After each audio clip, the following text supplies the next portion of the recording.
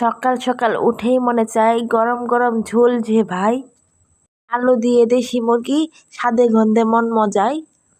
এটা যদি হয় আবার নিজেদের ঘরের দেশি মুরগি, হলে তো কোনো তুলনাই নাই, তাই না? অসাধারণ একটা রান্না। মায়ের হাতের দেশি মুরগির তরকারির ঝোল বারবার খেতে চাই।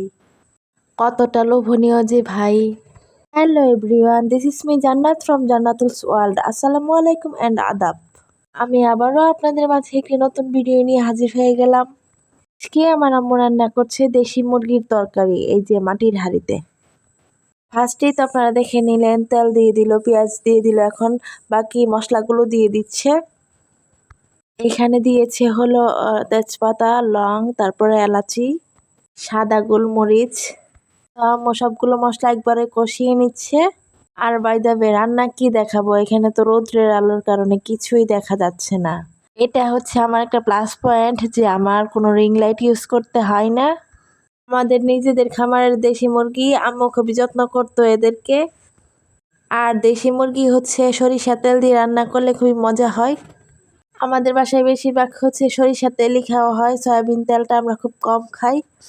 ও মাঝখানে একটা কথা বলে রাখি, আমার কিন্তু প্রচুর ঠান্ডা লাগছে। আমি কিন্তু ভয়েসটা দিতে পারবো কিনা সেইটাই বুঝতে পারতেছিলাম না। যেহেতু আমি হচ্ছে একজন কন্টেন্ট ক্রিয়েটর, আমাকে যে কোনো পরিস্থিতিতেই হচ্ছে ভিডিও বানাতে হবে।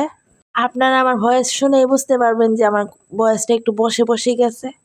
তাই বলে আপনারা কেউ রান্নাটা স্কিপ করে চলে যাবেন না, আপনারা হচ্ছে আমার ভয়েসটা ইগনোর করবেন আর সুন্দর রান্নাটা উপভোগ করবেন। আর হচ্ছে সাথে আমাদের এই ব্যালকনির পরিবেশটা দেখবেন। আর শুধু আমার মা না, সবার মার হাতের রান্নাই অনেক মজা হয়। এর রান্নার সঙ্গে কারো কোনো রান্নার তুলনা হয় না।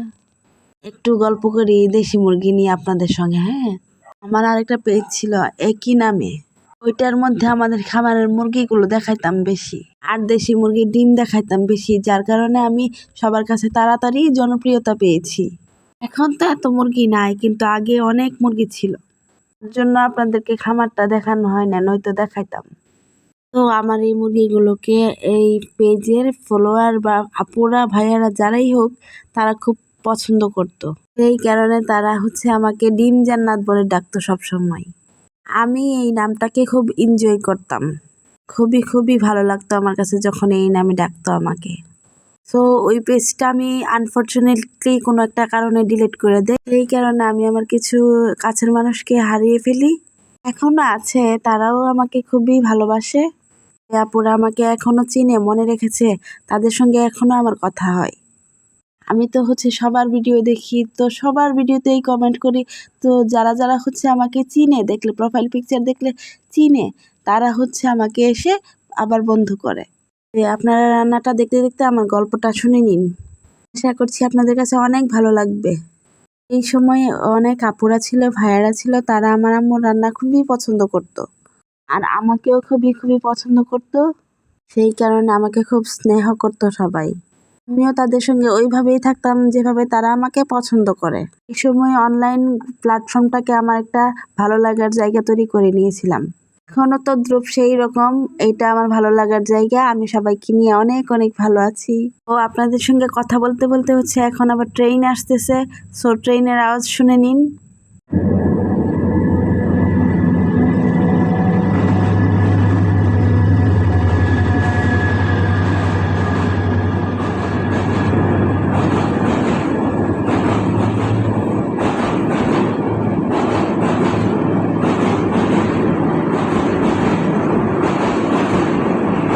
কেমন লাগলো শুনতে? ভালো লাগলো না? আগের পেজটা যখন ছিল তখনও কিন্তু ট্রেন যেত। সবাই বলতো কত যে ভালো লাগে ট্রেনের শব্দ শুনতে। অনেক অনেক মিস করি আমি ওই সময়গুলোকে।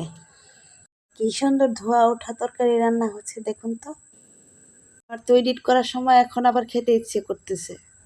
আম্মু আবার তরকারিটা রান্না করার সময় 4-5টা রসুনের কোয়া দিয়ে দিয়েছিল, কিন্তু অনেক মজা হয়েছিল। তরকারি কালারটা দেখেই বোঝা যাচ্ছে। রসুনটা যখন দিয়েছে, ফ্লেভারটা যে আসছিল না, অসাম অ্যামেজিং একটা ফ্লেভার আসছিল।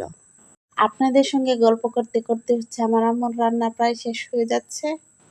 আজকের জন্য এইটুকুই। আমার ভিডিওটি যদি আপনাদের কাছে ভালো লেগে থাকে, আমার গল্পটি যদি আপনাদের কাছে ভালো লেগে থাকে, তাহলে আমার পেজটিকে ফলো দিয়ে লাইক, কমেন্ট, শেয়ার করে দিবেন। আর যদি ইউটিউব চ্যানেল থেকে দেখে থাকেন, ইউটিউব চ্যানেলটা সাবস্ক্রাইব করে দিবেন। আর যদি টিকটক আইডি থেকে দেখে থাকেন, টিকটক আইডিটা ফলো করে দিবেন। আল্লাহ হাফেজ সবাইকে।